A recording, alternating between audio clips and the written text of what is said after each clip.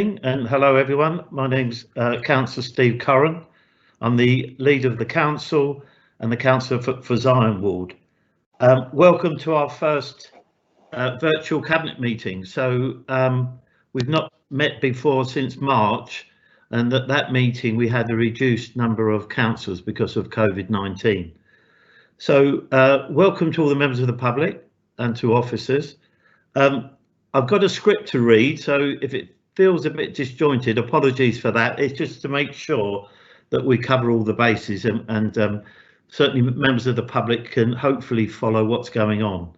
So as I said, this is a cabinet meeting and the agenda should be on is on the website if you want to have a look at that. So I'm just going to clarify the meeting is being held in accordance with a recently published government regulations with regard to permitting virtual council meeting. So that's the umbrella regulations we're using to hold it virtually. Everything has to be done through me as chair, which is normal for most meetings, so that's not unusual. I'd ask members of cabinet not to talk over each other, so that would be helpful as well. And there may be times as chair that I will intervene as I would in a normal meeting, either for corrections or governance matters, etc., etc. And then I may also ask officers to intercede if there's issues that I need clarification on. So I hope that that's clear. I'd ask cabinet members to put their mics on mute if they're not speaking, and to remember to put them on when you're asked to. Cameras for officers won't be on, so you won't be able to see those members of the public. It'll just be the cabinet members you can see. And if we could all speak slowly and clearly. So I hope everyone can hear me. We're going to move now on to the introductions. So I've already given my introduction. So I'm going to move on to Councillor Candice Atherton, and she'll explain what she does, what's her portfolio, and which ward she represents. Candice. Hello. Hi everyone, it's great to be here. My name is Candice Atherton. I am lead member for Adult Social Care and Health, and I'm councillor for Hanworth Ward. Thank you, Candice. I'm now going to move on to Councillor Lily Bath. Hi everyone, I'm Councillor Lily Bath. I'm the Deputy Leader of the Council and I represent the Heston West Ward. My portfolio is housing, which includes homelessness, social housing, and also social inclusion, social and financial inclusion. Thank you. Thank you. I'm now going to move on to Councillor Tom Bruce. Hello, I'm Councillor Tom Bruce. I'm the Cabinet Member for Education and Children's Services, and I'm a councillor for Hounslow South Ward. Thank you. I'm going to now move on to Councillor Samia Chowdhury.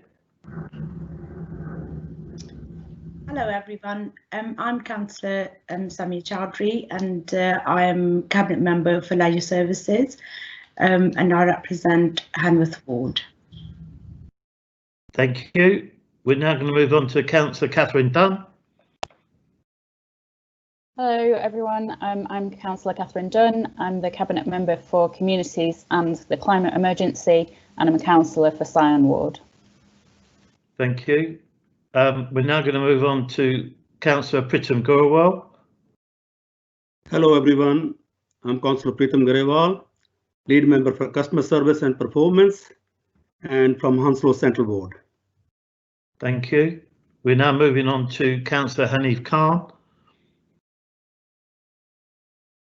Councillor Khan, you're on mute.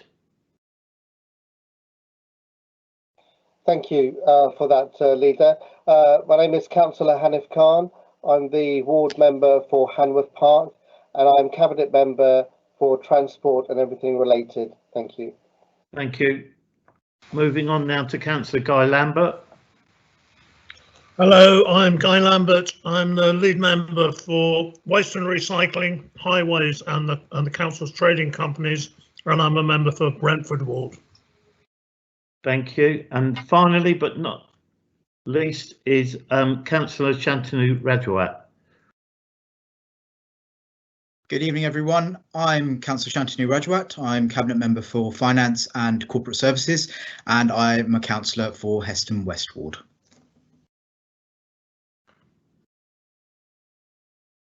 Okay, that's the introductions over for councillors. I'm just going to read out the names of officers who are in attendance, but you won't be able to see those members of the public, and nor will I actually. So it's Niall Bolger, Stephen Forbes, Peter Large, Victoria Lawson, Peter Matthew, Clive Palferman, Randy Skinner and Steve Whitehead. So those are the officers who are in attendance in the meeting, who I might ask to speak, or cabinet members might ask them to speak during the meeting. And there, of course, there is Democratic Services officers who are taking notes, and ICT officers as well. And we have 2 of each of those in case their connections go down, so we have a reserve. Okay. So I've already mentioned the cabinet agenda is on the website, and hopefully members of the public have got that, and I know that all members will have it, and officers. So has everyone got the agenda and everyone's comfortable to carry on with the meeting? Yeah, I'm seeing nods everywhere. That's yes. Good. Just to remind members that you should be here for the whole duration of the meeting. Try not to pop off and put the kettle on, or to the loo, or to deal with any other household emergencies. It's really important that you're here for the whole meeting. Thank you for that. If there's internet problems, we'll deal with those. As I say, we've got IT support during the meeting, so we'll work them through. And there's further information in the members' pack about how we deal with that. So without further ado, we'll move on to the agenda. So apologies of absence. I don't have anyone. I believe we're all here. Any declarations of interest members would like to raise with me? No declarations of interest. Thank you very much. We then move on to minutes held on the 17th of March 2020. That seems such a long time ago. And they're on pages 1 to 6. So I'm going to take matters arising first. Are there any matters arising on page 1, page 2, page 3, page 4, page 5, and page 6? Any matters arising? No. Thank you. Are there any inaccuracies or any amendments members would like to make? Page 1, page 2, page 3, page 4, and page 5, and finally 6. Everyone happy that we sign those as an accurate record of the meeting? Yep. Okay. Thank you very much.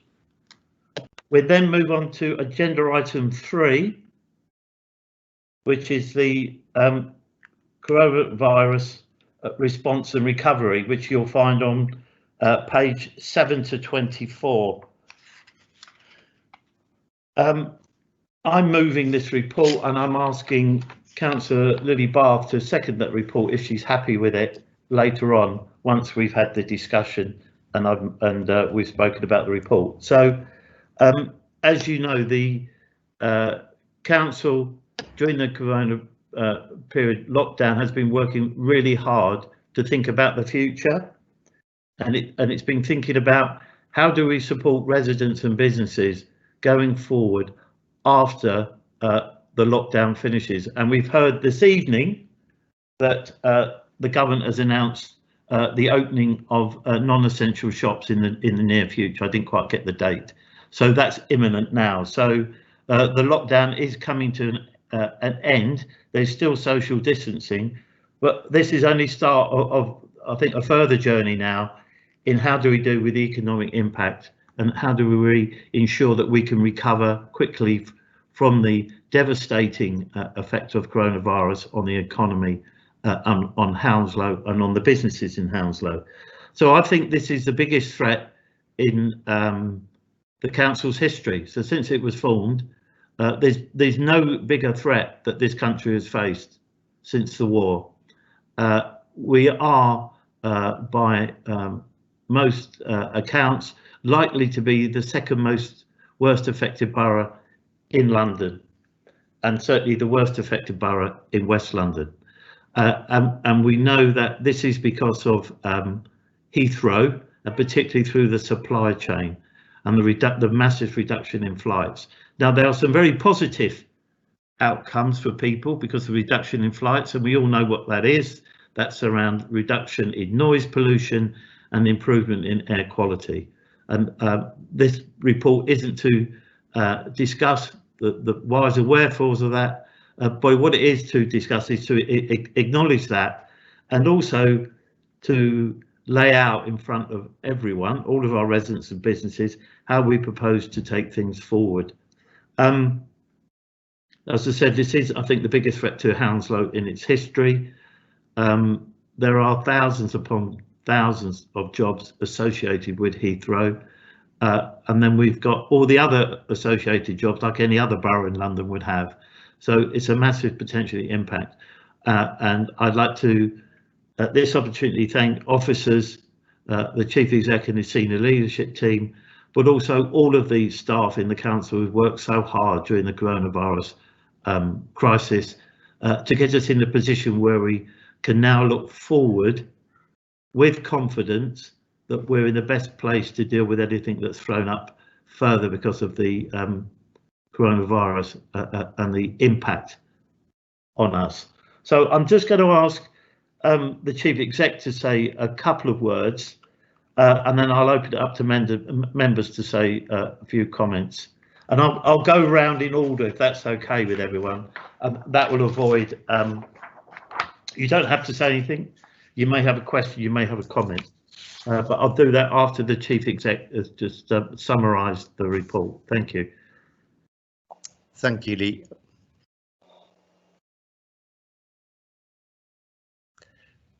Adrian. Thank you very much, Leader. This report covers our response to the pandemic, and it contains a range of information and data in relation to the response itself, and those are detailed within the body of the report. But I would draw attention to the fact that the council has been supporting 22,500 people, which represents approximately 10% of the adult population of the borough through the highly shielded group, which has required us to rapidly and swiftly adapt to meet the needs of these vulnerable communities. I'm also delighted to say that although there has been a tragic loss of life within the borough, that has been minimised as far as possible within our care homes, and we have the lowest level of mortality of any London borough in terms of the care homes that we have within the borough, due to the fact that there's been highly effective infection control led by a public health director and others within the council. One of the things I would refer to, and there's a huge range of detail, and no doubt members will want to talk about that in their own response to this report, is the fact that our colleagues, the officers of the council, have demonstrated the best, in my mind, of public service in their response to this crisis. They've demonstrated huge levels of adaptability, huge willingness to go the extra mile, selflessness and putting others first, and ensuring that our residents are supported to the best of their ability. And that's also been matched by the voluntary and community sector in the borough, which has really stepped to the plate and really helped our communities to be supported to the best of our ability, and with a great deal of kindness, actually. And I think that is incredibly important to recognise that, and one of the recommendations tonight is to note that, as well as all of the emergency services contribution into the future. The report also highlights the recovery plan that we're putting in place as well, and the governance arrangements that we need to put in place. And this will be for the entire council and all of the public services, civil society and the business community to contribute to. This is going to be one of the greatest efforts, as the leader indicated, required by us since the Second World War. And the level of need which we potentially have to meet in the future to make sure that our residents are supported effectively is incredible. As an example of that, we've had significant increases in the number of residents applying to us for universal credit. We have approximately 42,000 jobs which may be impacted by the by the reduction in activity at Heathrow Airport. 10,000 of those jobs are directly employed by the airport, and 32,000 others are in the supply chain. We have significant implications in relation to the BAME community, and we need to deal with that effectively and in a coordinated way to make sure all of our residents have support and help during this period of recovery and during the ongoing pandemic, which is yet to abate. We're still in lockdown, we're still at level 4, and we still need to respond accordingly. But I'm absolutely convinced that we can do this if we work collaboratively and cooperatively in the way that we've responded to the pandemic to date. And officers are here to help members and the community to recover and to make sure our ambition for Hounslow is undimmed. So I'll leave it there, Leader, but I'm very willing to answer any questions that members may have. Okay, thanks very much. Okay, thanks very much for that, Niall. So members of the public might be thinking not all of the cabinet members are on the screen at one time. That's because we've only had 9 cameras. We're working on that and we'll improve that for future meetings. So some members are dipping out while they're not being required to speak, but they will come back in and out of the meeting. They're still hearing everything that's going on, but you just can't see them, and they can see everything that's going on. Okay, so I'm going to go around the room. I'm going to leave Councillor Bath till last because I'm going to ask her if she agrees to second the report. So I'm going to start with Candice Atherton. Councillor Candice, anything you'd like to say or any questions you might have on the report? Thank you, Councillor Curran. Just really echoing the words of our Chief Exec. It's been amazing to see how hard our staff and leadership have dealt with this pandemic and the response, and it's been really good to see that the planning for the recovery has started really early, and I feel really confident that we are really thinking very broadly about what needs to be done to have a successful recovery. I'm especially pleased that we've been really using like intelligence that we've gathered, but also intelligence from community groups that we're working with, so that we really know where to target the need, the resources. We really know where the need is. So I'm really pleased with that. I'm going to be working closely with Councillor Bruce on the recovery, particularly around social and wellbeing. So yeah, I'm looking forward to getting involved with that.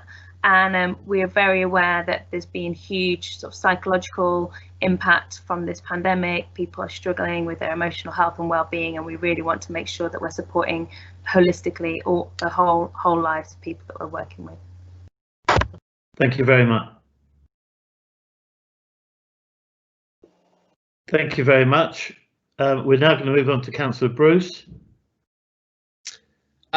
Yes, thank you. Just to echo the words of Councillor Atherton, all about the social care responsibilities that we have, but also to say a couple of words about schools.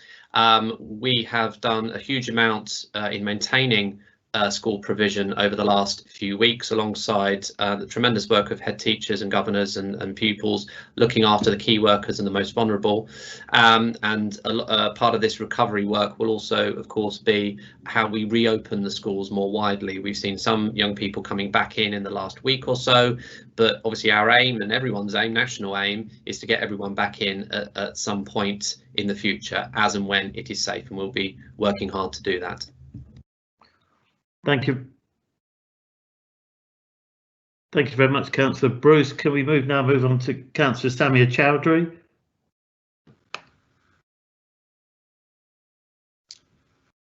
Thank you, Councillor Curran. The recommendations I've seen, they're really good, and at this point, as my fellow councillors have said and cabinet members, that I would like to say thank you very much to all our senior leadership team, but at the same time to our community groups who have been working extremely hard to support each other in this pandemic, and our senior leadership team, but with our library teams and our parks team, has worked extremely hard in these times. So thank you very much. That's the comment I have. Thank you very much. We now move on to Councillor Dunn.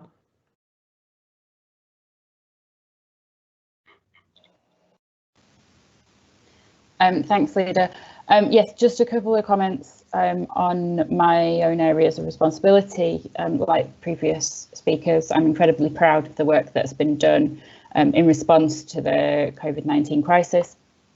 In particular, the work of the Community Hub, the staff from the Community Partnerships Unit who've been running that, but also all the other staff who were either redeployed or put in voluntary, additional hours volunteering in the Community Hub in order to put together that response, and all the work that was done by the community and voluntary sector organisations as well, as Niall has already said. It's been an incredible response and really great to see that. Now that we're moving into recovery phase, we need to move quickly. We don't have a lot of time to do this, so I'm really pleased that we've brought this report forward. We've got a plan going forward and the structure to be able to move quickly on that. So, for example, for the community sector, the Thriving Community Response Fund will be launched this week, and there will be work going on quickly to decide how we take the Community Hub going forward, because what we don't want to do is lose all the good work that we have and all the lessons and everything that we've learned from this. We need to work out how we keep the good stuff, as it were, going forward. Because what we can't do is go back to how things were before. There will be a new normal. We are going to figure out what that is and what the role that we're going to play in it is.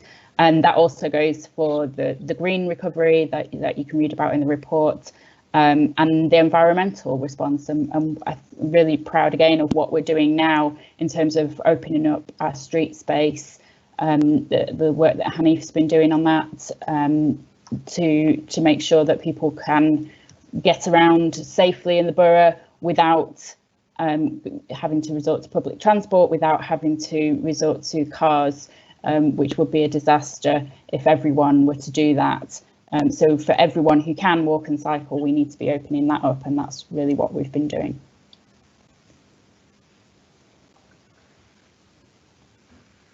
Thank you very much, Councillor Dunn. Councillor Pritam.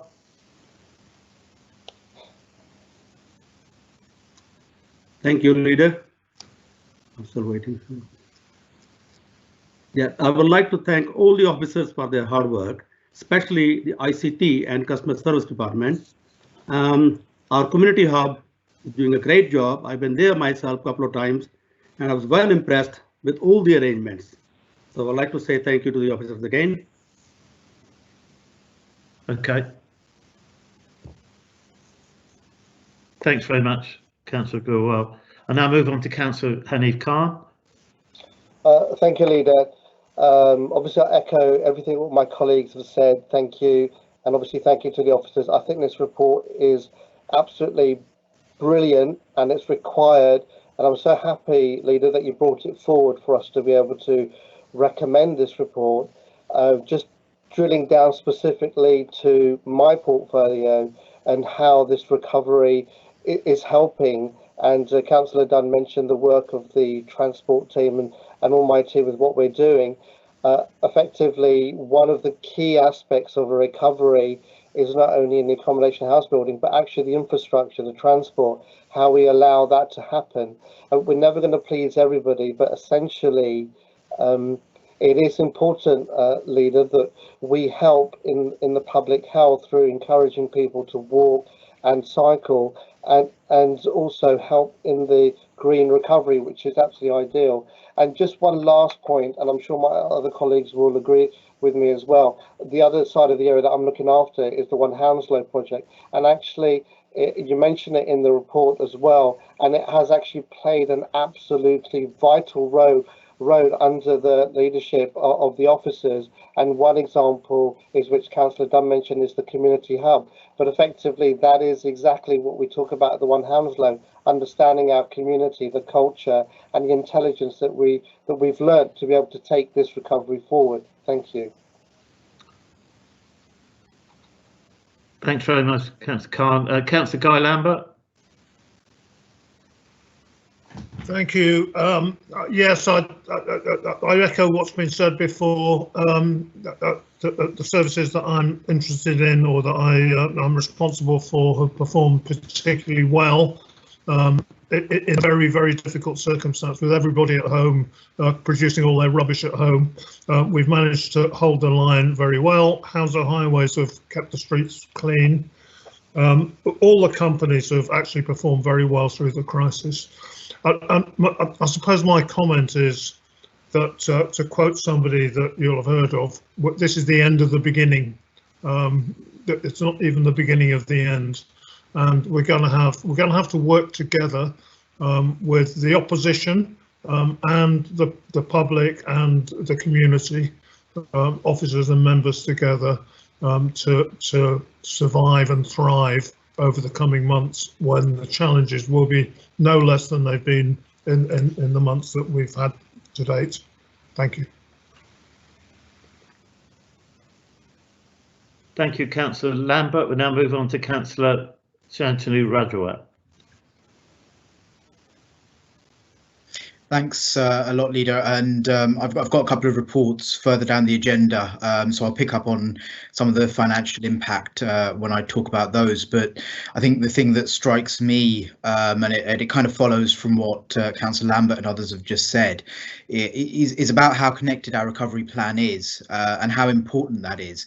You know, as a council, we are uniquely placed to be a link between business, between residents, CCG, and other partners, and how quickly we've drawn everyone together to put this plan into motion so that we can start the process and hit the ground running.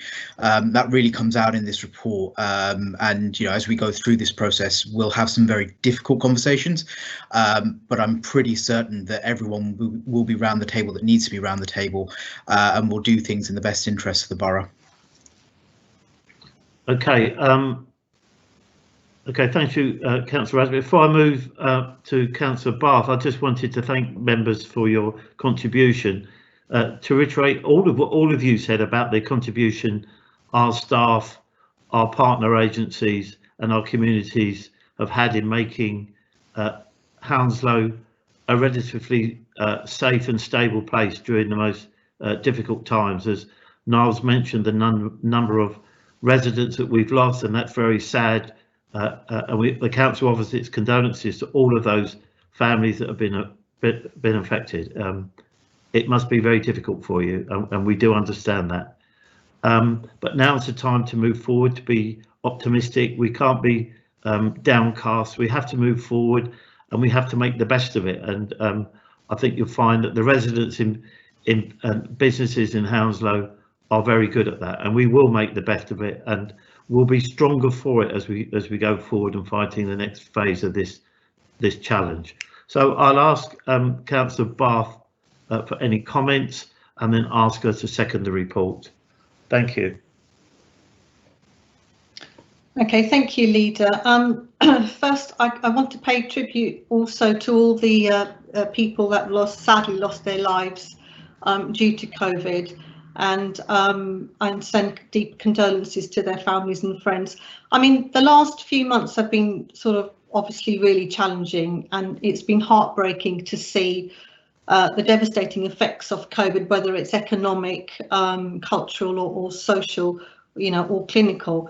But we can't lose sight of the fact, as you said quite rightly, Leader, that we are going to be the second worst borough affected.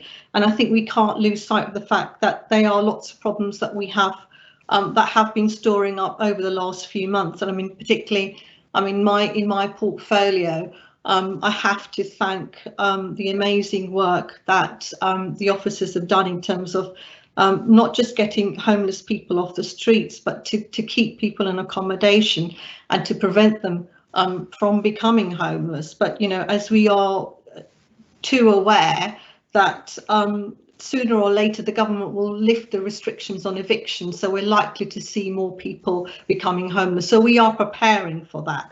But I mean, on a positive note, I want to really sort of recognise the exceptional work, not just all the teams across the council, because the way that the hub was put up very quickly, and the way that we've supported vulnerable residents really quickly, I think really instills confidence in me, because I think that puts us in a really good position to be able to start our recovery work. So it's also, and I think Councillor Chowdhury mentioned it, it's been heartwarming to see all the community groups get together, and I hope that we can utilise all the good work that they you know, have been doing. I mean, obviously, I know we're going to touch on finances in later reports, but I think we will really, it's obvious that financially the money that we've got from the government is not going to properly fund COVID, but I think it's really important that we lobby government so that they recognise the important work that local authorities do and have done during this crisis. We've obviously played a pivotal role in making sure that we support our communities. So what we really need to do is ask the government to support us while we do our recovery work. So I echo what everybody else has said, and really on that, I hope that we do get the support that from government so that we can help our communities even further. And I think on that note, I will second the report. Okay, thanks very much for seconding the report, Councillor Bath. I'm now going to go through everyone just to check that they're in favour of the recommendations, which you'll see on the report. So I'll start with Councillor Atherton. Can you confirm you're happy that you've listened to everything and you're happy with the recommendations in the report? Hi, yeah, it's Candice Atherton. I've listened to the discussion and I support this report. Thank you. Thank you. Now move on to Councillor Bruce. Yes, I've heard the discussion and I also support the report. Thank you. Can we move on to Councillor Chowdhury? Thank you, Leader. I have been present for the discussion and I am in the favour of the report.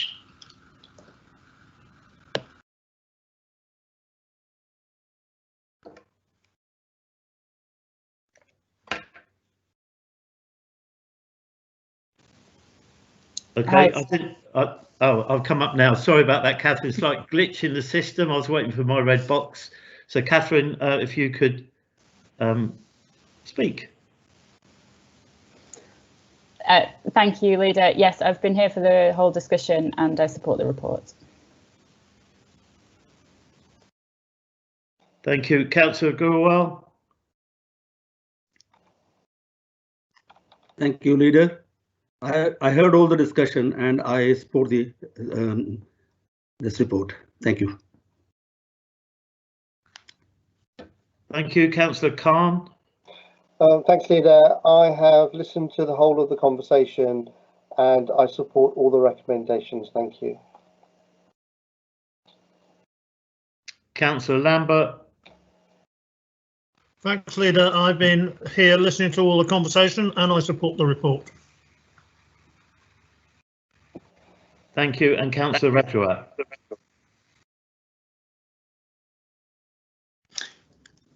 Thank you, Leader. I've heard the discussion and I support the recommendations.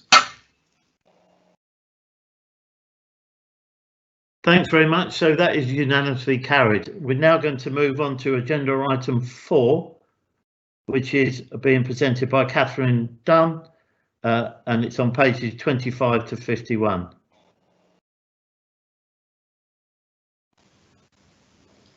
Thank you, Leader. I don't know where the other one appeared from. So yes, I'm going to present this report, which is the first equalities report that we have produced in this particular format. The reason for this is because I wanted us to be able to not just to approve the new equalities priorities tonight, which are available in the report at section 3.29, but also to really acknowledge and celebrate the work that's been done by the equalities team over the last year. It's an absolutely fantastic team, equalities and human rights team that we have at the council, although it is very small and they do a huge amount of work. So I am really, really proud of what they've managed to achieve.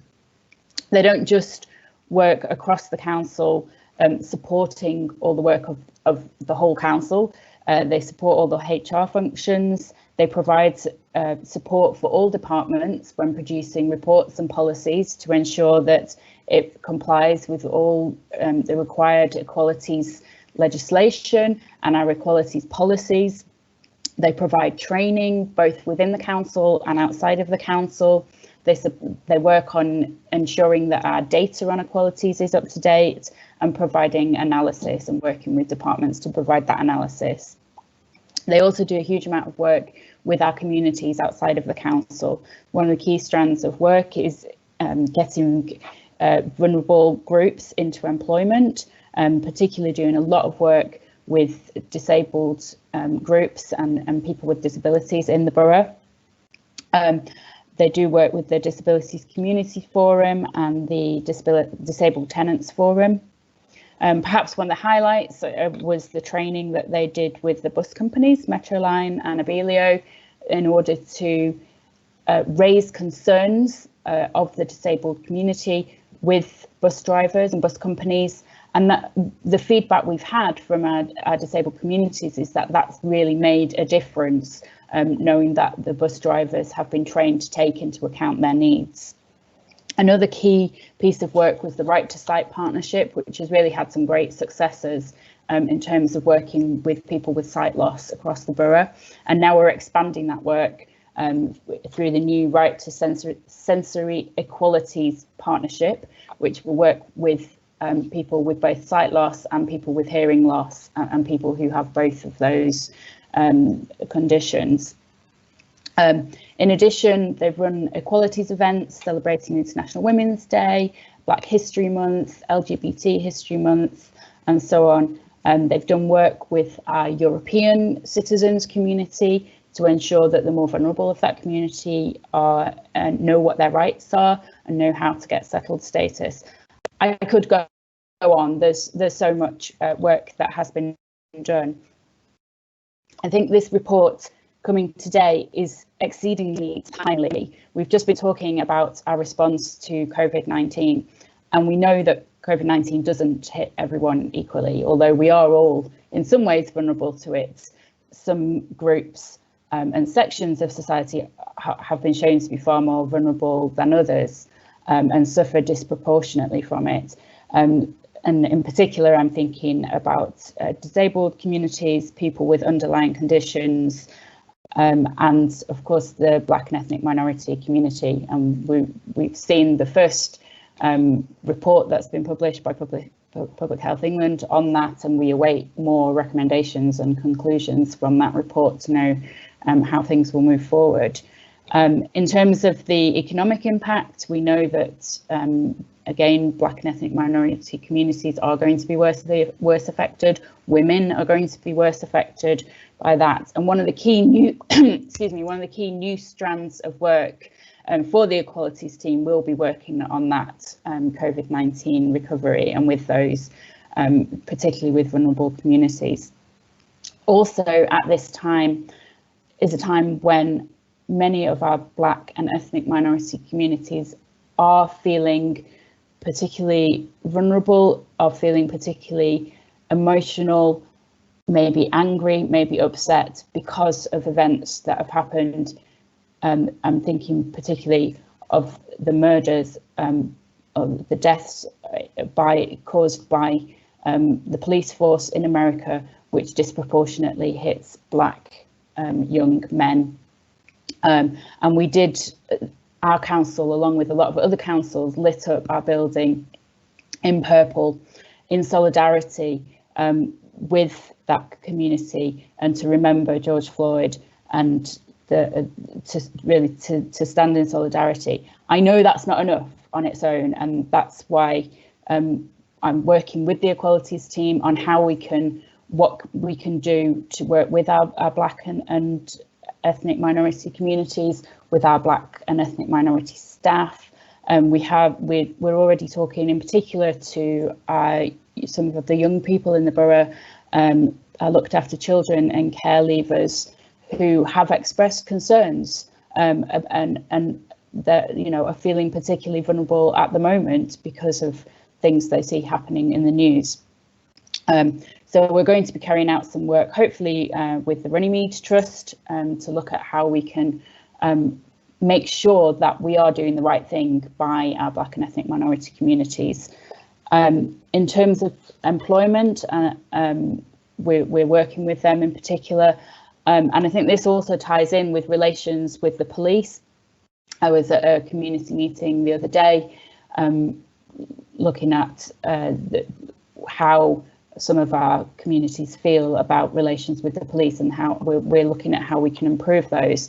We want to see the police force as diverse as possible in itself, so that it can represent the communities that it's there to serve and protect. And I'm pleased to hear that we will be working particularly with the Met Police to help them to fill some of the 3,000 vacancies that they have across London.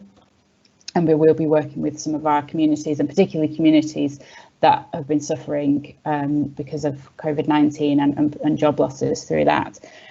So there's a whole lot of work that's going on, and I'm really pleased to be able to bring this report at this time, both to showcase and celebrate what we have done, but also so that we can move forward into some of these important areas and make sure that we are doing the right thing. So Cabinet, in terms of particular recommendations that I'd like you to approve, firstly, to agree the new priorities that are set out in the report. In terms of some of the work that we do with people with disabilities, we are proposing to merge two groups, the Disabilities Communities Forum and the Disabled Tenants Forum, both very good groups, but I think that we can do more by bringing those two groups together. I've spoken to Councillor Collins, who is the chair of one of those groups, and also the chair of the other group, to make sure that that they're in agreement with that. I think the other recommendation is that we work more closely with voluntary sector organisations on some of the events that we hold throughout the year, to celebrate and recognise particular sections of the community. And finally, the fourth recommendation is about the work going forward in response to COVID-19, which I've already mentioned.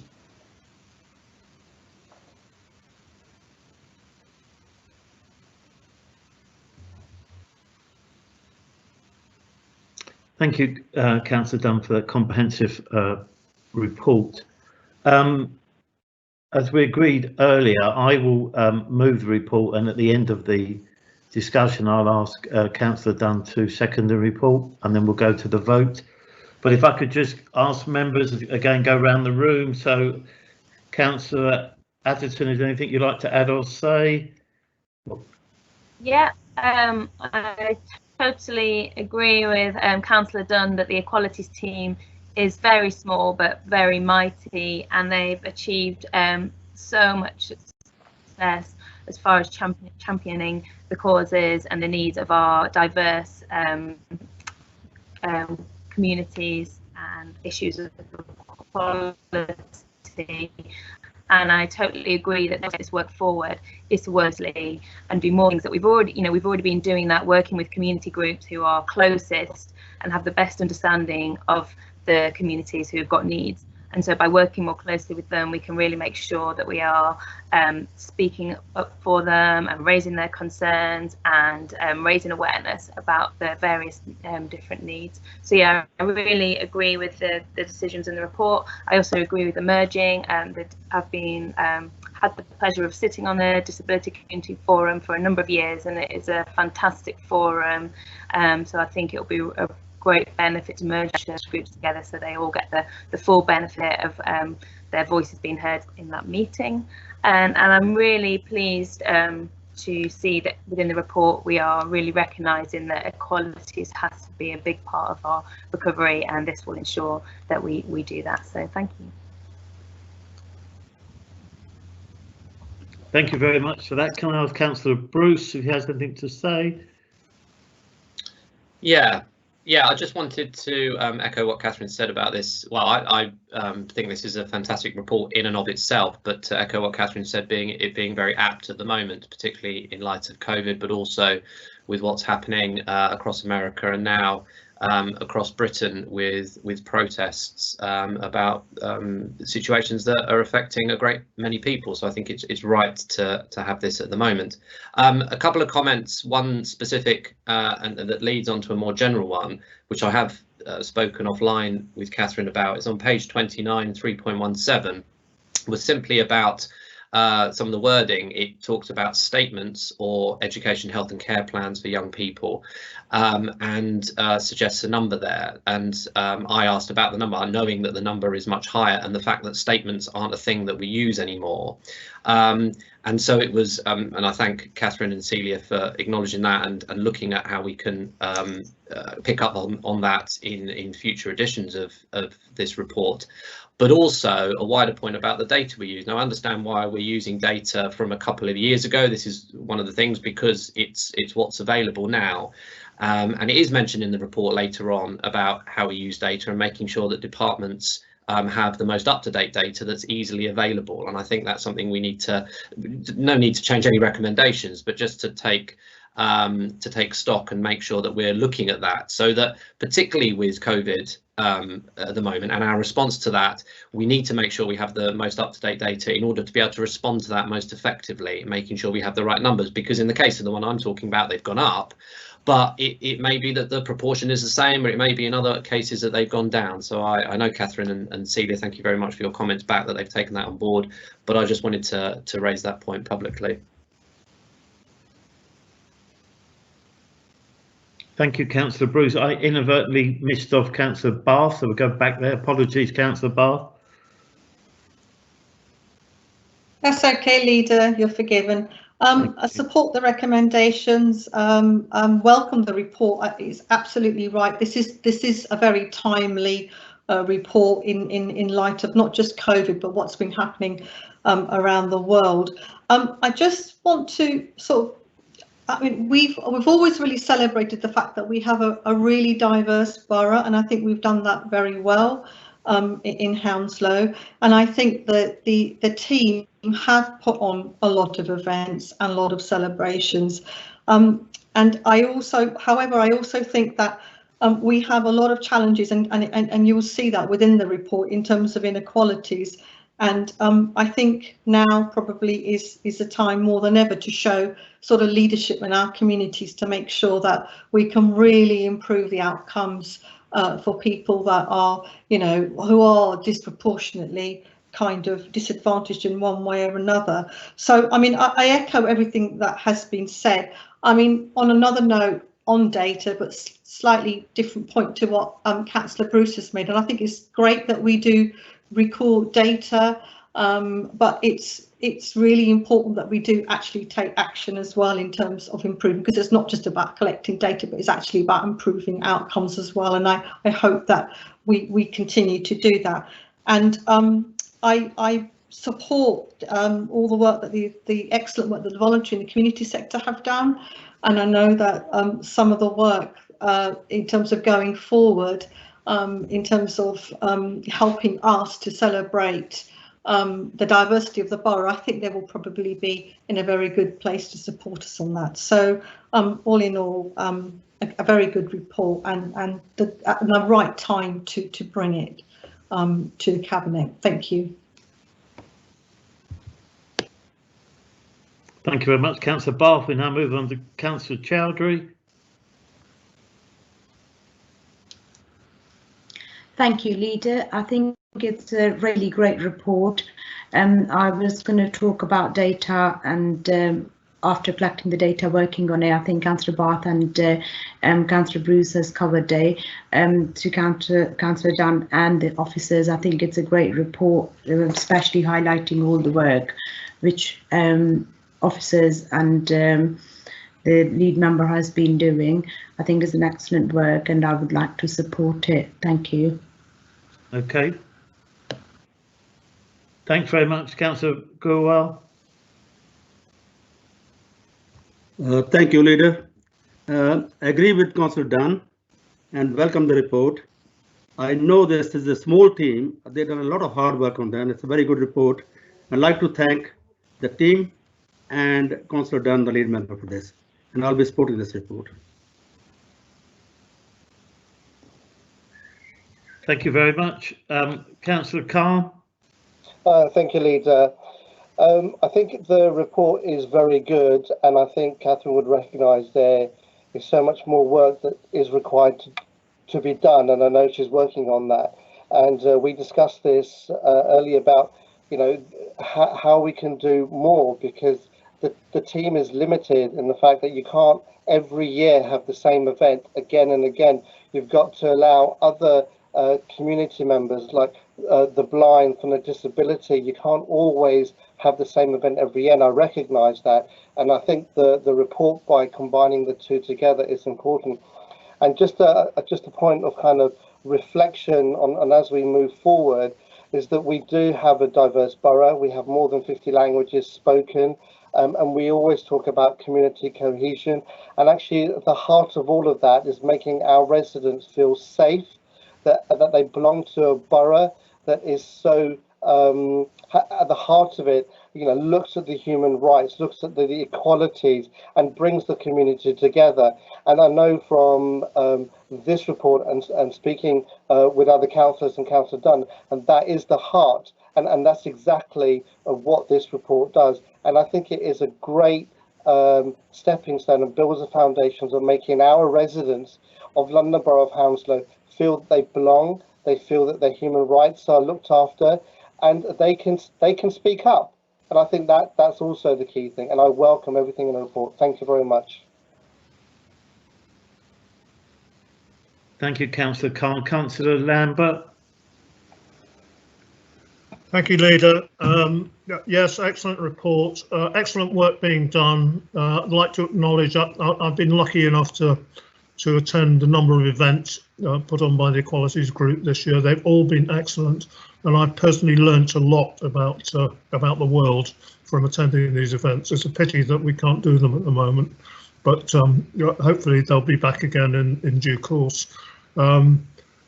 Very important at this time, very important that we carry the whole community with us, and this is, I think, Hounslow is well placed by the investment that's put in over previous years to hold the community together and go from strength to strength.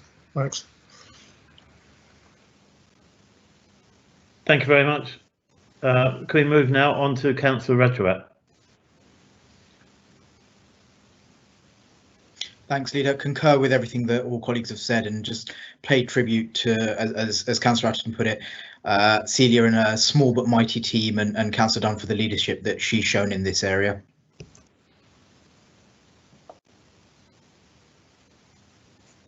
Thanks very much, Councillor Reductive. So I'm going to move the report.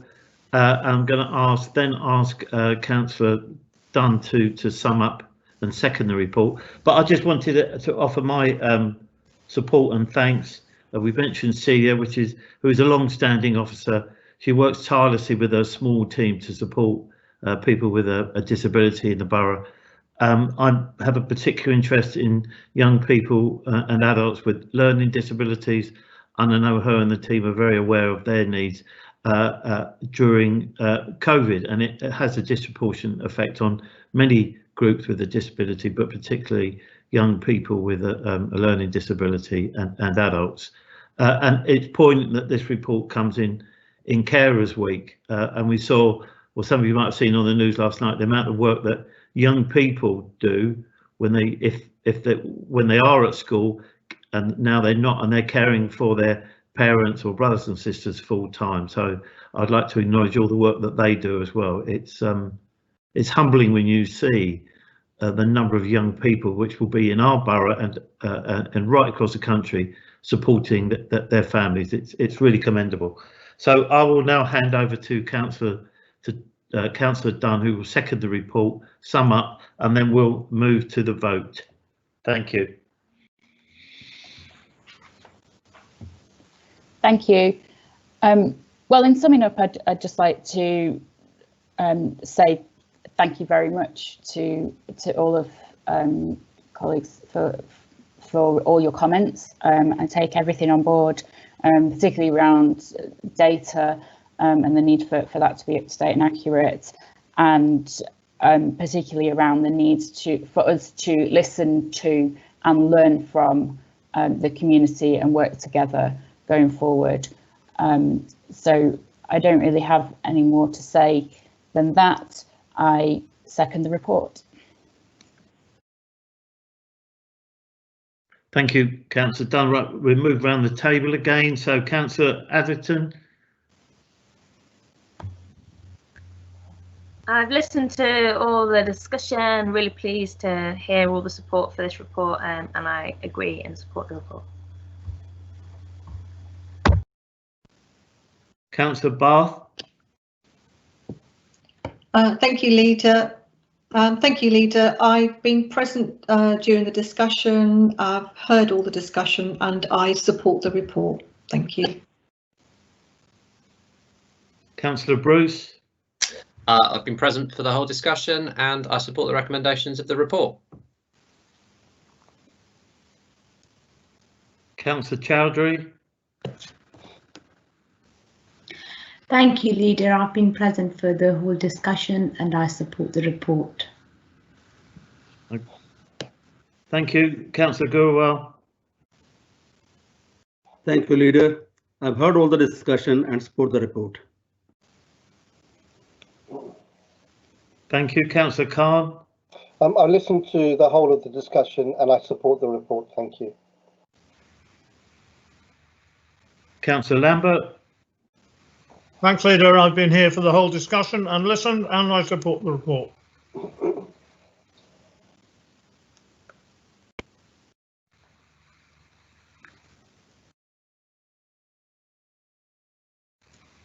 You're muted, Leader. Thanks, Leader. I've heard the discussion and I support the recommendations. I'm not muted by myself, someone else is doing it for me.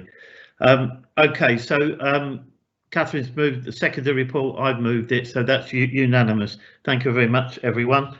We then move on to the next agenda item, which is agenda item 5, which is the financial outturn report, and that's on page 52 and 74. And can I hand over to Councillor Rajawat, please?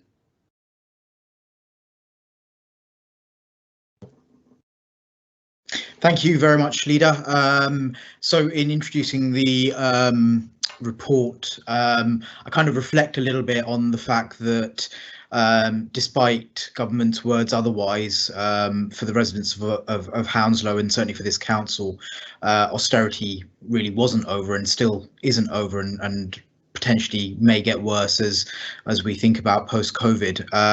Despite all of that, we made a promise to our residents that we would try and control our departmental spend as much as possible, and carry on building the houses that the vulnerable in our community so needed, and provide all the services that our residents value.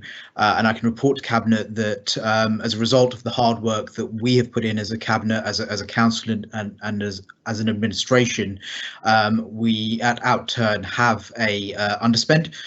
It's modest, but it is an underspend, and that is in no small part to the work that we have all done to try and manage demand where demand needs managing, and control spend within our portfolios as well. So I thank Cabinet for that. At the last budget, Cabinet colleagues will recall that I made a promise that the next area, whilst not taking an eye off departmental spend, would be on our capital programme, and that work is ongoing. We have a capital strategy board that looks at every capital project, looks at progress, and you'll see from the report there is a recommendation of rephasing some monies into this year so that we can really kickstart or carry on with our capital ambitions, and in particular building houses for residents that need it the most, and that will of course help the local economy as we navigate through post-COVID. Thinking about post-COVID, you know, we've already identified in the earlier report the uncertainty that exists, but from my perspective, I think it is absolutely essential that governments stick to their promise of doing their bit in supporting us and reimbursing us in full for the costs that we have incurred in supporting our communities. Councillor Bath's absolutely right. You know, we've stepped into the breach quickly and effectively, and we've supported people falling through that safety net, and now we need that safety net underneath us so that we can survive what comes next.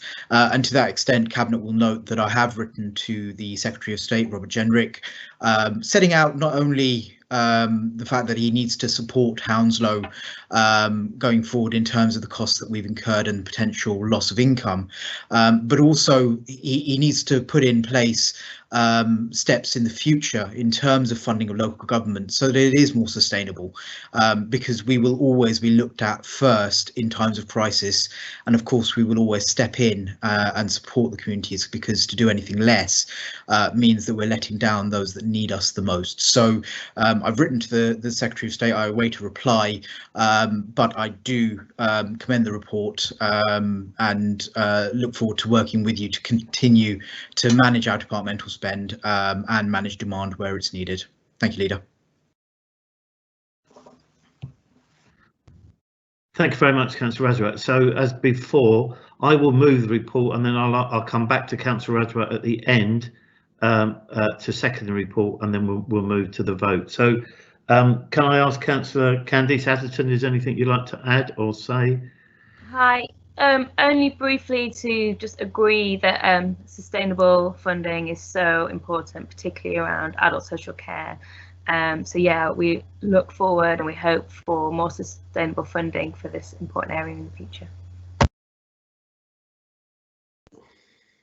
Thank you very much. Councillor Bath.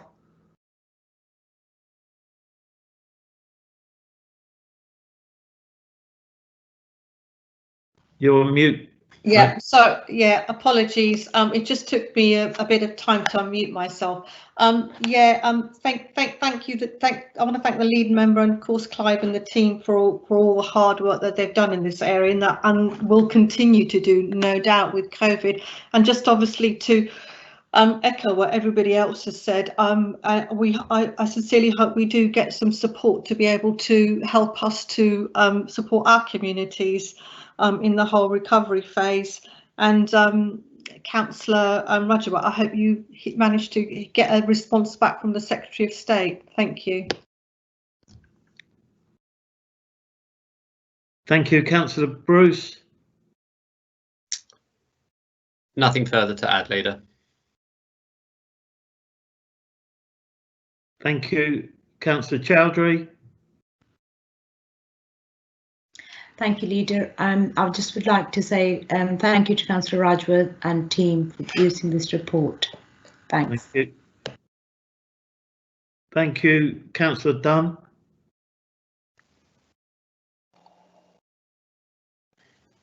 To say thank you very much to Councillor Rajwat and to all of us and to all the officers for getting us to this position.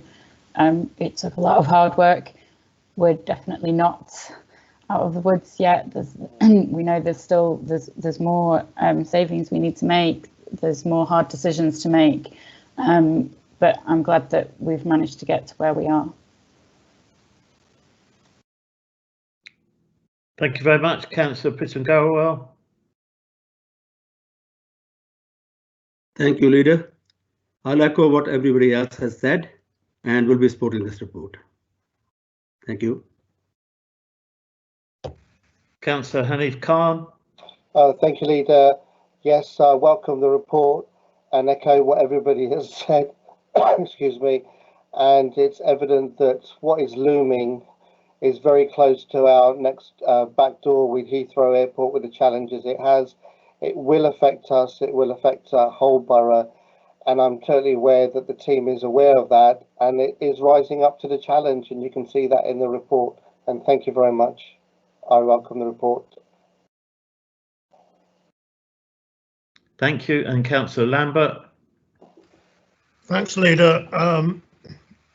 I'd like to congratulate all the officers actually for bringing our outturn in below budget, and also to remark that really the only significant place where we're over budget is in children and adult services, which means that we're devoting resources to the things that are the most important to our vulnerable communities. So I don't think we need to apologise for that, although obviously we need to keep things under control. But by being very controlled on the other services, we've managed to bring things in under budget.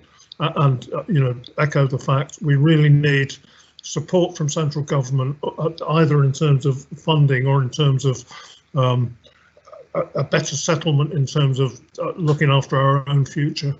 And I hope that Councillor Rajawat gets a good answer from Mr. Jenrick.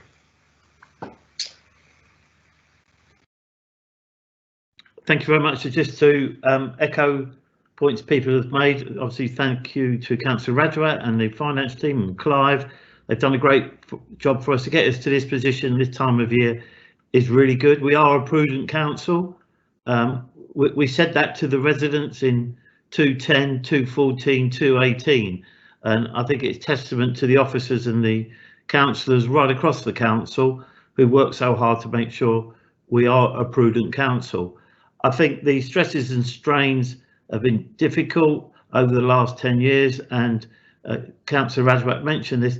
Austerity hadn't ended on the day COVID-19 started. It was still there. So we still hadn't had a local government settlement. We've not had one for a couple of years. So we still don't know what our baseline budget is. And that's not acceptable. We've now got the effects of COVID and we've incurred massive costs and loss of income. And the government said right at the beginning, and all leaders in London are saying this, irrespective of their party, right at the beginning, the government said, do what it takes to make sure you protect your communities. Now we've done that, and that costs money. And now we expect the government to be truthful to their word and reimburse us for the costs we've incurred and for lost income. We cannot go back to the old formula where there's not enough money to provide essential services. I don't think that's acceptable. It's certainly not acceptable to the residents and businesses I know in our borough, and that'll be the same right across London and the country. So I'm happy to move the report, and again thank Councillor Rajawat and the team for their Herculean efforts in getting us to this position. Thank you. Councillor Rajawat, I'll hand over to you.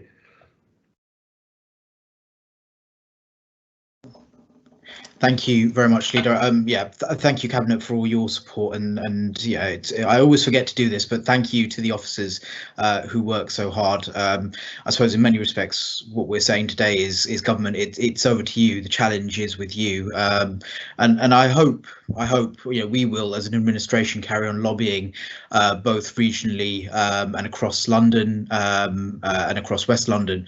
But I hope the opposition will join with us in really echoing the messages that you're picking up, Leader, from other leaders of all political parties, that this isn't about politics, this is about our most vulnerable communities, and that they really need to join with us in lobbying government to say it's not good enough to change your word halfway through a pandemic, and you really must meet your commitments. So in saying that, I second the report and thank Cabinet and all officers for the hard work. Thank you very much, Councillor Rajawat. So we go around the room. Councillor Atherton. Yep. I have heard the discussion and I support the report. Thank you very much. Councillor Barr. Hello, I've heard the discussion. I was present throughout and I support the report and recommendations. Thank you. Councillor Bruce. I've heard all the discussion and support the report. Thank you. Councillor Chowdhury. Thank you, Leader. I have been I have listened to all the discussion and I support the report. Thank you. Councillor Dunn. I've heard all the discussion and I support the report. Councillor Gurwal. I've heard all the report, discussion and support the report. Thank you. Councillor Khan. Thank you, Leader. I've listened to the whole conversation and I support the report. Thank you. Thank you. Councillor Lambert. Thanks. I've heard all the discussion and I support the report. Thank you very much. That's unanimous and the report is carried. We're now moving on to agenda item 6, and it's Councillor Rajawat again. If you could move the second the report. Thank you very much, Leader. This is the annual Treasury Management Report. We're required by CIPFA to produce this report. It details the assumptions that we made in the midterm financial strategy, and I'm pleased to report that everything that we said in the midterm financial strategy in terms of our Treasury management activity has come out online. Don't be perturbed by the word net debt. We planned for increased borrowing and it's within line. Cabinet will also be pleased to know that the return on our borrowings is slightly better than we expected. So with that, I've got not got much more to say, so happy to second the report. Thank you. We'll go around the room. Councillor Addison, do you want to say anything? Add anything? Nothing to add, and thank you very much. Thank you. Councillor Bath. Thank you, Leader. Welcome the report. Nothing to add. Thank you. Councillor Bruce. No, nothing further to add. Okay, Councillor Chowdhury. Thank you, Leader. Nothing to add. Welcome the report. Councillor Dunn. Pleased to see prudent management and nothing further to add. Thank you. Councillor Gurwal. Thank you, Leader. Nothing else to add. Councillor Hanif Khan. Thank you, Leader. I've listened to the conversation and the report. I've got nothing to add. Thank you. Councillor Lambert. Listen to it all, support the report, nothing to add. I would just like to say that again, thank you to Shantanu and the team for all their hard work. It's been it's been very difficult managing local government finances since 2010, and you can't take this job on if you've got a faint heart. So I know that Councillor Rajat is as strong as a lion when it comes to money. He's very careful how he spends not only his money but the council's money, which is more important to me. So and Katherine, sorry, Councillor Dunn just used this word, prudent. And if you go back with all of the lead members since 2010, all of them have been very prudent and they push that agenda. So I'm really proud of our financial management and where we've got to today. So I'll ask Councillor Rajawat to formally second report and sum up. Yeah, thank you very much, Leader. I formally second and just put on record my thanks to Lorelei and Grace and the team in Treasury Management. Lorelei is probably one of our most longest serving officers, and actually, you know, I might keep an eye on the council's wallet, but she's a real hawk when it comes down to it. Not a penny goes amiss while she's in charge. So, you know, I really thank her for all her hard work. Okay, thank you very much. So that's supported unanimously, and then we'll now move on to agenda item 7, which is Councillor Lambert.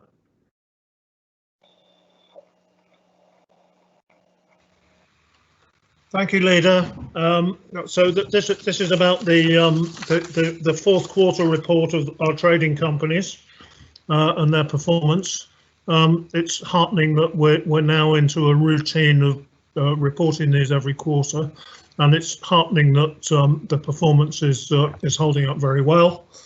There are 5 trading companies that we report on. Recycle 360, which is, I mean, the highlights of that report are it's turned a small profit, £47,000, and it's has record levels of performance. Getting up to 99.98% of successful first-time collections in the fourth quarter, which is the best we've ever done. So well done to them. Greenspace has made a loss of 314k. This is largely due to things that happened right at the end of the quarter in the lockdown period. Where we lost some staff to self-isolation and what have you, and various restructures were going on, and we also lost some income into that floated into this year, where hopefully we'll bring it back again.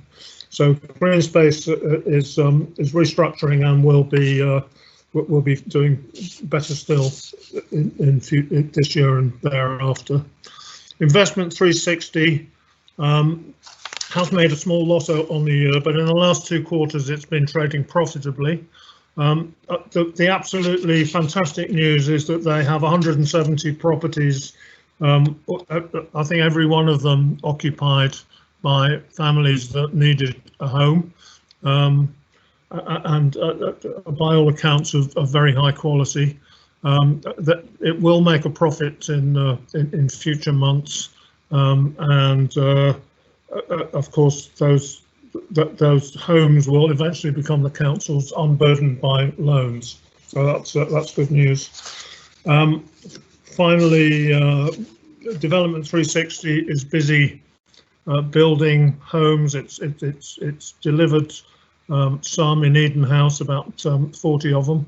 And it's of course the work on Acton Lodge and 3 bridges has been delayed by the coronavirus crisis, but it managed to turn a small profit to deal with the accumulated losses of previous years, as well as providing a discount of over £3 million to the HRA in terms of the houses that it delivered on their behalf, mainly in Eden House.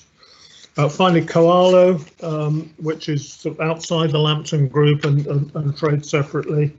Again, they were sort of badly hit right at the end of the year by the lockdown, and had to furlough quite a lot of their staff, and a lot of their revenues got delayed. But by and large, Coalo are trading well. They're performing very well. They've made a lot of progress in terms of their underlying capability as a company during the year, and are well placed to start winning external business in the near future. So that's the performance of the trading companies. I think that they've got onto a pretty good basis, and I expect that we'll have an excellent next year. Thank you. Thank you, Councillor Lambert. That's very good news. So I'm going to go around the room again. So Councillor Anderson, anything to add or questions?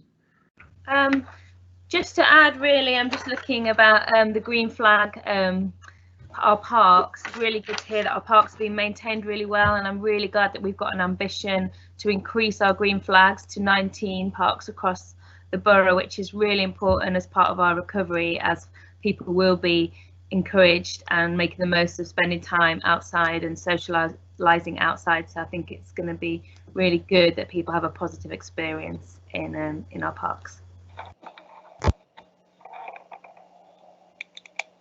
Thank you, Councillor Bath. Thank you, Leader. I welcome the report. I'm pleased to see the high quality homes being delivered to provide our residents, because obviously that's hugely important for us in terms of meeting the housing need in the borough. Apart from that, welcome the report. Nothing further to add, Leader. Thank you. Thank you, Councillor Bruce. Welcome the report. Welcome the report, and nothing further to add. Thank you, Councillor Chowdhury.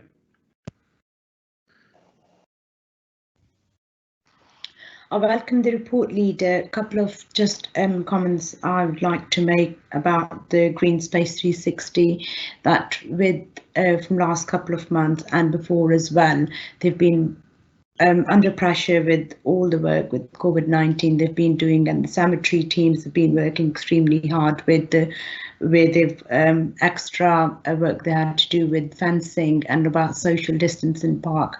I think I'd like to say thank you to everyone at their end as well, to say that they have done extremely hard work for our residents to be safe, and I welcome the report. Thanks. Thank you, Councillor Dunn. Yeah, I just would like to welcome the report. It's good to see that our trading companies are doing well. When they're doing well, that means they can do well for our residents. It's really heartening to see the pictures on page 89 of the thank you notes that have been sent to the recycling teams, and with thanking us for keeping parks open during the difficult period of COVID-19. And like Councillor Bath, I really welcome the new homes and the fact that we've been able to provide those for people who otherwise would not have one or would be in temporary accommodation. Thank you very much, Councillor Gurwal. Thank you, Leader. Welcome the report. Nothing further to add. Thank you, Councillor Khan. Yes, welcome the report, and it's great to see things are being completed, like the Eden House project. That's wonderful. It just shows that the companies are coming together, and they will, yes, benefit our borough.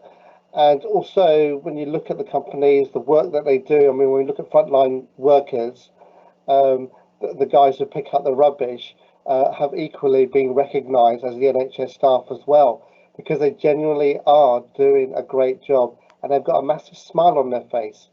Thank you very much, and please pass that on from us as well to the teams. Councillor Guy, thank you. Thank you, Councillor Khan. Councillor Rajawat. Thanks, Leader. No. Thank you, Leader. Just wanted to pay tribute to Guy and the team around him.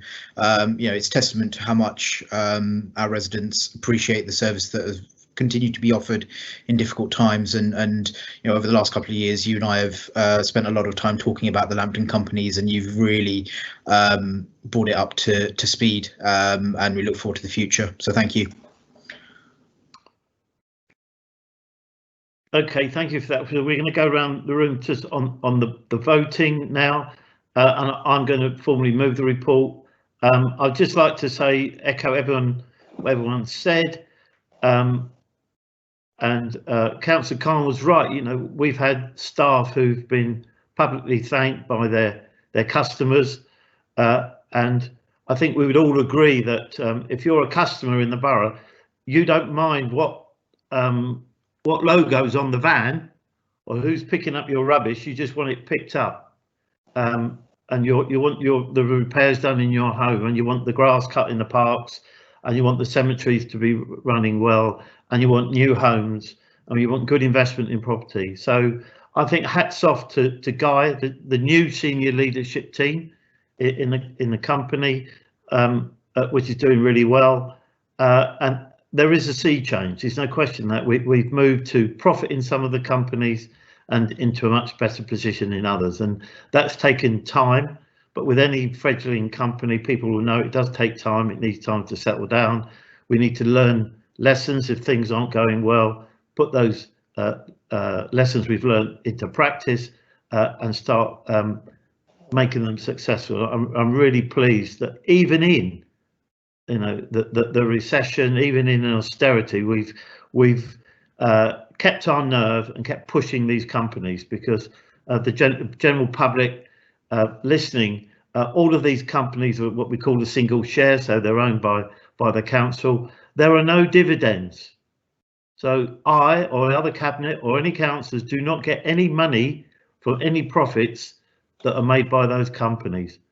So I want to be absolutely clear there.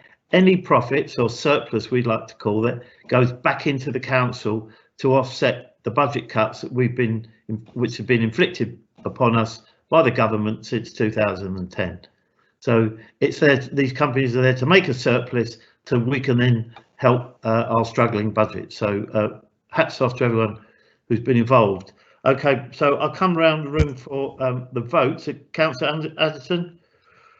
Yeah, also would like to offer my thanks to all the staff and leadership of the trading companies, and I support the report. I've heard all the comments and support them. Thank you, Councillor Bath. Thank you, Leader. Yes, I've been present in the room, heard the discussions. I support the recommendations in the report, and I too would like to thank all the staff during this really difficult time for delivering excellent services. Thank you very much. Councillor Bruce. Yeah, I've heard all the discussion, and I'd like to support the report. Thank you, Councillor Chowdhury. Thank you. I've heard all the discussion, and I also would like to thank all the staff for the teams. Thank you very much for all their work, and I support the report. Thank you, Councillor Dunn. I've heard all the discussion and I support the report. Thank you, Councillor Gurwal. I've heard all the discussion and support the report. Thank you, Councillor Khan.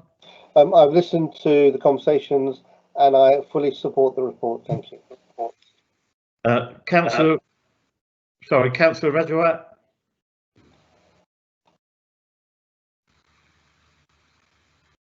Thank you, Leader. I've listened to the discussion and I support the recommendations in the report. Thank you. So, thank you. I'd like to Councillor Lambert to second the report and then to sum up. Thank you.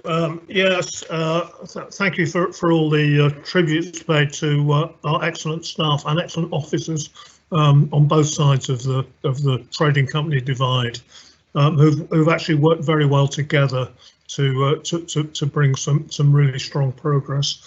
Yes, I second the report, and the trading companies will go from strength to strength, I'm sure. Thank you, everyone. That's unanimous. So we then move to the next item, which is agenda item 8, trading companies governance update. Guy. Thank you. Well, as you know, we've been working over the last, well, at least year on improving the way that we oversee the trading companies, and a lot of work has been put in by officers in particular, the Director of Finance and the head of Peter Large, whatever his title is, and we've gone through a number of changes. We have a new steering board which now meets quarterly. I sit on it together with Director of Finance and some others, and that's really just trying to steer the governance process forward. That's got a subgroup which looks at innovative practices that we can do to improve things. There are also 6 monthly finance reviews, and obviously there are company board meetings, which generally speaking are once a month. So we've achieved most of the things that were in the previous cabinet report. So we do now have business plan.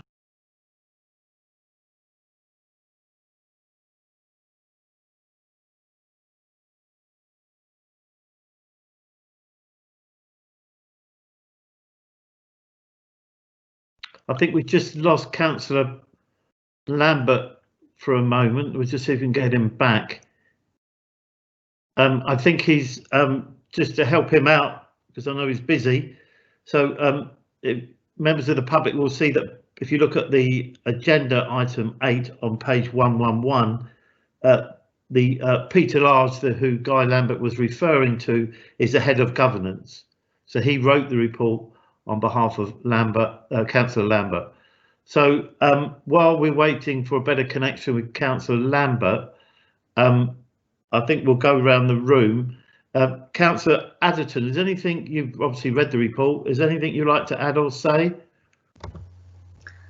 I think just to say, sort of, sometimes you can hear sort of governance and glaze over a little bit, but it's really important, and it's really important that we ensure that we are getting the best for our, making the most of the resources we have and spending our money in the best way that we get the best outcomes for our residents. So yeah, I think it's really good that we are moving forward with this and improving our governance.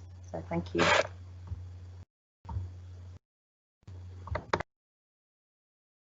Thank you very much, Councillor Bath. Thank you, Leader. I welcome the report. I mean, obviously it's taken some work to get here, but it's really important that we do have a robust governance framework in place, and I'm pleased that this report reflects that. And obviously it's onwards and more better stuff from here. But yes, very good news. Thank you. Thanks very much, Councillor Bruce. I welcome the report, but I've nothing to add. Thank you, Councillor Chowdhury. I welcome the report, Leader, and I support it. Nothing to add. Thank you. Okay, Councillor Dunn. Nothing to add. Thank you. Councillor Gurwal. Nothing to add, Leader. Thank you. We're just finishing off, Guy. We'll come back to you. Councillor Khan. Yep, I welcome the report, and it's great to see the governance, and it's key that we have, excuse me, the resilience. And yes, definitely I recommend the report. Thank you. Okay, Councillor Rajawat.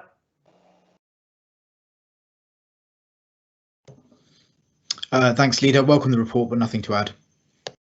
Okay, so Guy, obviously we'll encourage you to finish off what you were saying. Obviously the members have already read the report before this evening. So if you'd like to finish off what you were saying, I will then formally move it and ask you to second it, and then we'll go around the room. Okay, thanks. All I really was outstanding to say was the reform of governance continues. Still more to do. In particular, we're looking at the structure of the companies, and we'll be coming back to Cabinet later in the year with some proposals on that. We've also refreshed the boards of the companies, and I think they're much stronger than they were. And also, it's worth just commenting, I probably should have done this on the last item, that we've had an excellent managing director of Coalo in the shape of Colin Gallagher. But unfortunately, he lives on the south coast, and someone has inadvertently offered him a job very near to where he lives. So we'll be losing Colin, and this is the last cabinet at which he'll be a player. So I just wanted to mention that, and you know, what a great thing he's been for Coalo, and will be hard to replace. And so yeah, that's the report. The governance continues, more to be done, lots been done. Most of what we said we'd achieve, we've achieved, but this will be a continuing saga as the companies develop. Thanks very much, Councillor Lambert. So we're going to go around the room for the vote, please. Councillor Adderton. Hi, yeah, I've listened to the comments and I support. Thank you, Councillor Barr. Hi, Leader. Yes, I've been present during the discussion, heard all the discussion, and I'm in favour of the recommendation. Okay, Councillor Bruce. I was present during the discussion and I support the recommendations.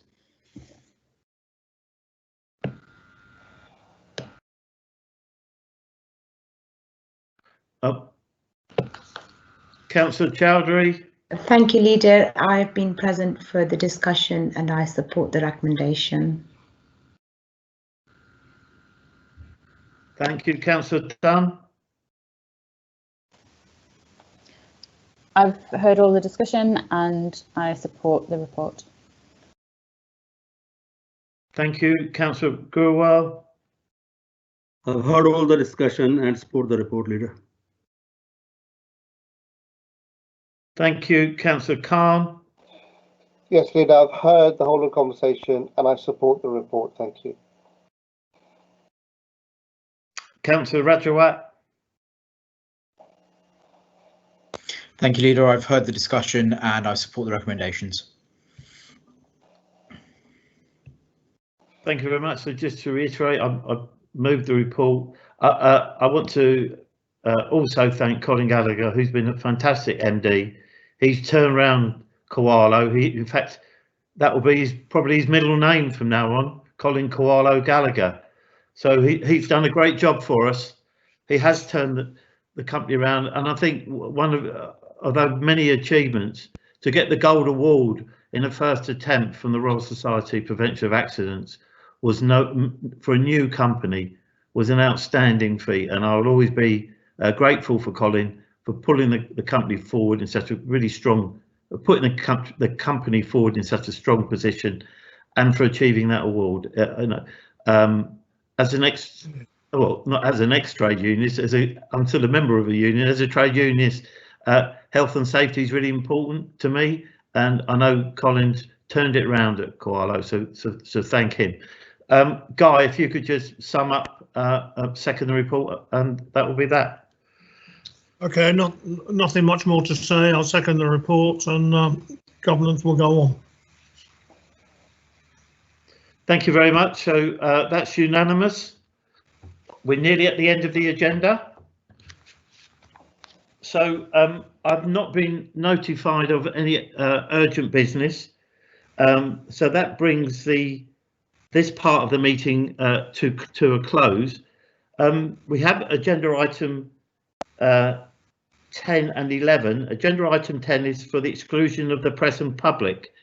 Now, the reason we're doing this, and the reason you will be cut off shortly, members of the public, before that happens, I wanted to thank you if it's your first time ever in seeing a council meeting, particularly a cabinet meeting, and if it's your first time, well, it would be your only first time seeing it remotely. I hope it's been, I was going to say enjoyable. I'm not sure about that. I hope you found it interesting and it was productive for you. So we will welcome any comments you have how this meeting has been run, and of course if you have any comments about the reports, just let us have them.